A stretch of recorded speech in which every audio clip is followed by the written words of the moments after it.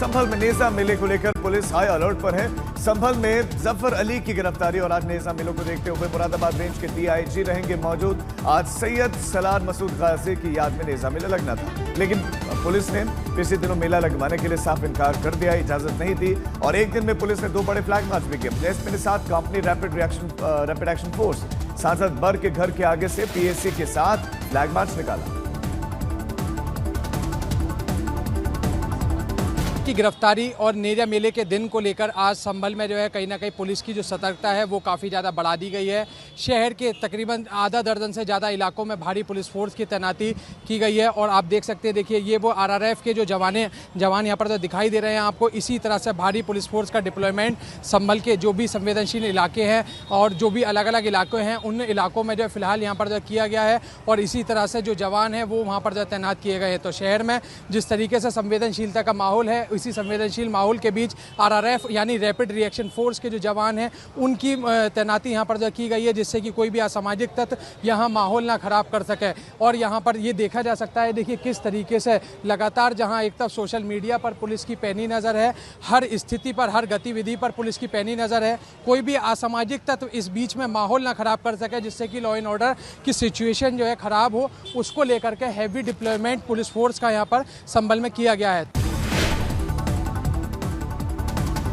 Allahabad high court के वकीलों ने जस्टिस यशवंत वर्मा के खिलाफ मोर्चा खोल दिया है और अगर कार्रवाई नहीं हुई तो आज से फिर हड़ताल पर जाने की चेतावनी भी दी है।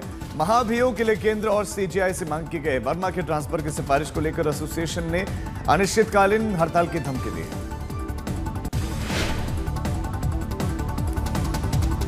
आज दिल्ली विधानसभा में बीजेपी सरकार का बजट पेश होना है। दिल्ली में आज 27 साल के बाद बजट बीजेपी की सरकार पेश कर रहे हैं। वहीं रेखा गुप्ता सरकार का बुनियादी ढांचे के विकास पर जोर रहेगा। दूसरी तरफ आम आदमी पार्टी बजट से पहले विधानसभा में प्रदर्शन करेगी।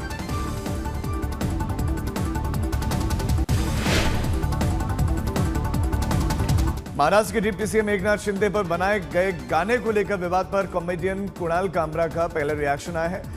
कुणाल ने सोमवार देर रात सोशल मीडिया स्टेटमेंट जारी किया, कहा कि वो माफी नहीं मांगेंगे लेकिन कानून का पालन करेंगे। कुणाल कामरा के प्रदर्शन वाले स्टूडियोज में तोड़फोड़ की गई। 12 शिवसेना के कार्यकर्ताओं को जमानत मिल गए।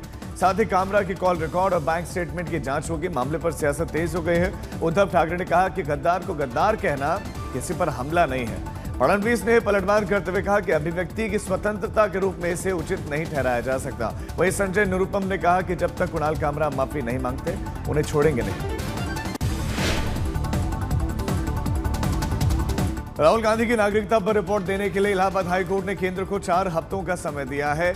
हाईकोर्ट ने राहुल गांधी के नागरिकता विवाद पर अगली सुनवाई के लिए 21 अप्रैल की तारीख तय की है। सुब्रमण्यम स्वामी का दावा है कि राहुल गांधी ने खुद को ब्रिटिश घोषित किया है, जो भारतीय कानूनों का उल्लंघन है। केंद्र ने ब्रिटिश नागरिकता पर राहुल गांधी को नोटिस जारी किया था, लेकिन नोटिस का कोई जवाब नहीं मिला।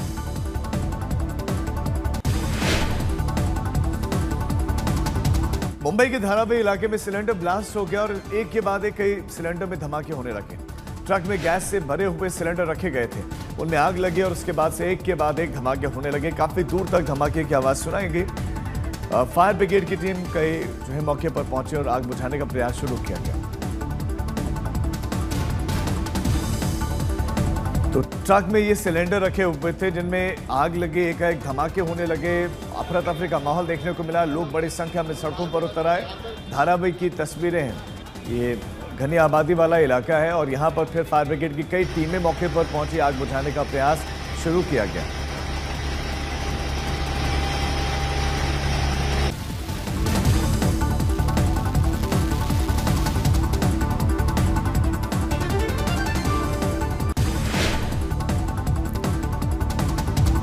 बरेली में गैस एजेंसी में सिलेंडर फटने से भीषण आग लगे और पल भर में आग ने भीषण रूप धारण कर लिया। 3 मिनट में लगभग 250 सिलेंडर धमाके हुए। आग ने पूरे गोदाम को अपनी चपेट में ले लिया। धमाका इतना भीषण था कि फटे हुए सिलेंडर्स के टुकड़े 500 मीटर दूर जाकर खेतों में गिरे। पूरे इलाके में इससे दहशत फैल गई।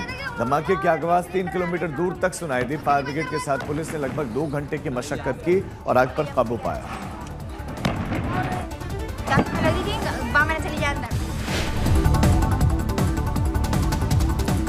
गुजरात के राजकोट में नमकीन फैक्ट्री में भीषण आग लगी और घटना की तस्वीरें सामने आई। भीषण आग में पूरी फैक्ट्री जलकर राख हो गई। सूचना मिलते ही फायर ब्रिगेड की टीम मौके पर पहुंची।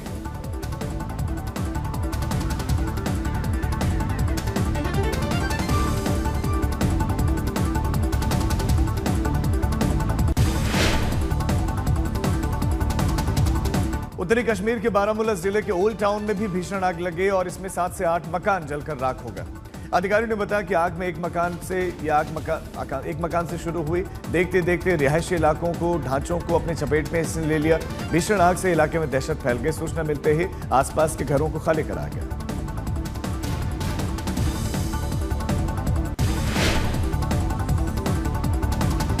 मध्य प्रदेश के भोपाल में ज्वेलरी शॉप में लूट की नाकाम कोशिश का सीसीटीवी फुटेज सामने आया। एक नकाबपोश लुटेरे ने दुकान को लूटने की नियत से हवाई फायरिंग की। दुकान मालिक को पिस्टल की बट से मारा भी, लेकिन बहादुरी दिखाते हुए दुकान मालिक और स्टाफ ने मिलकर आरोपी को धर दबोचा और उसके बाद पुलिस के हवाले कर दिया।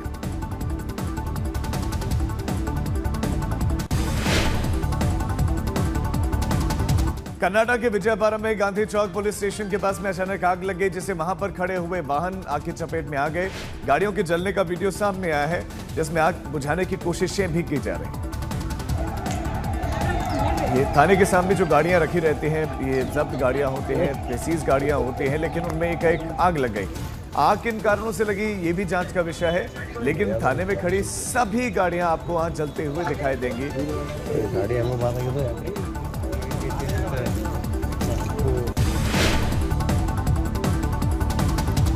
महाराष्ट्र के कल्याण की एक चौंकाने वाली घटना सामने आई। शिवसेना शिंदे गुट के पूर्व नगर सेवक को शिंदे गुट की महिला कार्यकर्ता ने बीच सड़क पर जमकर पीटा। महिला का आरोप है कि नगर सेवक ने महिला को छुआ था। घटना का वीडियो सोशल मीडिया पर वायरल भी हो रहा है।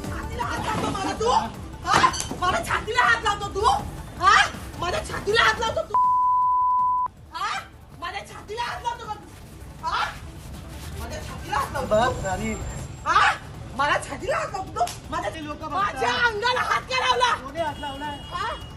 हात लावला ना आम्ही, कोणी सर्व लोक बघा, आम्ही काही बघा बघा काही करत नाही, त्यांनी केला। एक महिला आहे, एक महिला म्हणून बघा काय नाटक करतो, बघा बघा बघा सगळ्यांना नाकेने वाढलं त्यांनी, अख्ख्या सगळ्या महिलांना नाकेने वाढलं त्यांनी, सगळे बघा सगळे। मला शिवी का देतो तू? शिवी का दिली मला?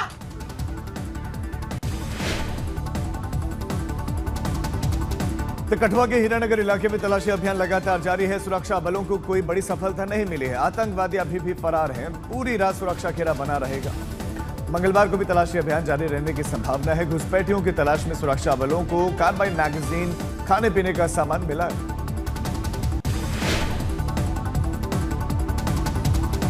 तो जज साहब लोग अपने ऊपर लगते आरोपों की जांच आपस में मिलकर कर लेते हैं और देश की संसद में बैठने वाले हर दल के सांसद आपस में मिलकर अपना वेतन भत्ता बढ़ाने का फैसला भी कर लेते हैं। देश के सांसदों का वेतन अब 24% बढ़ गया है। 24%। मौजूदा सांसदों को अब 1,24,000 रुपए हर महीने मिलेंगे। उन्हें पहले 1 लाख रुपए प्रति महीना मिलता था। संसदीय क्षेत्र भत्ता अब 84,000 रुपए महीना हो चुका है, जो कि पहले 70,000 रुपए महीना मिलता था। इसी तरह दैनिक भत्ता 2,000 रुपए से बढ़ाकर 2,500 रुपए कर दिया गया। पूर्व सांसदों की पेंशन 25,000 रुपए प्रति महीने से बढ़ा दी गई है, 31,000 रुपए प्रति महीने कर दी गई है।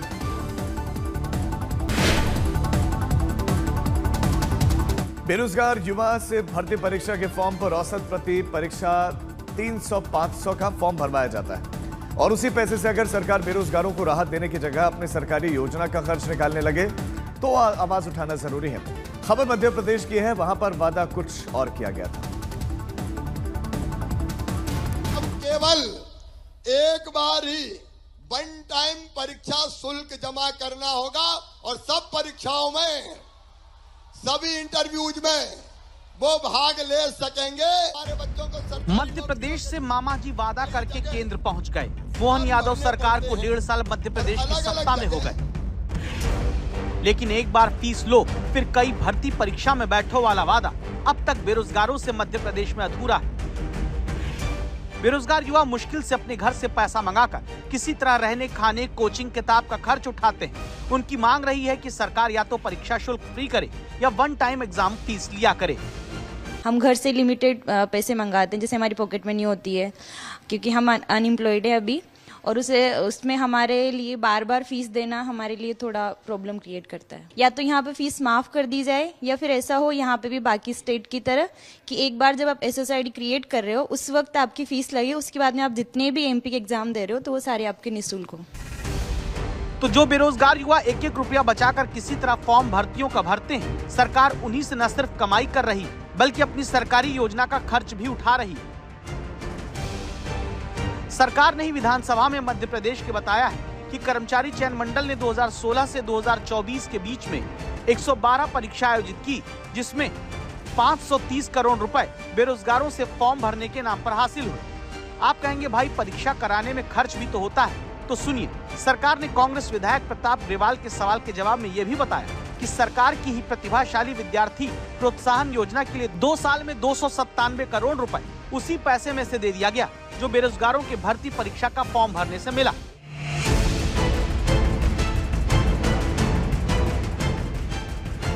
नेता विपक्ष आरोप लगाते हैं कि जो पैसा बेरोजगारों ने भर्ती परीक्षा का फॉर्म भरने के लिए दिया, उससे फ्री स्कूटी और फ्री लैपटॉप बांटने का खर्च सरकार उठा रही है और बेरोजगारों के ऊपर बोझ डाल रही है।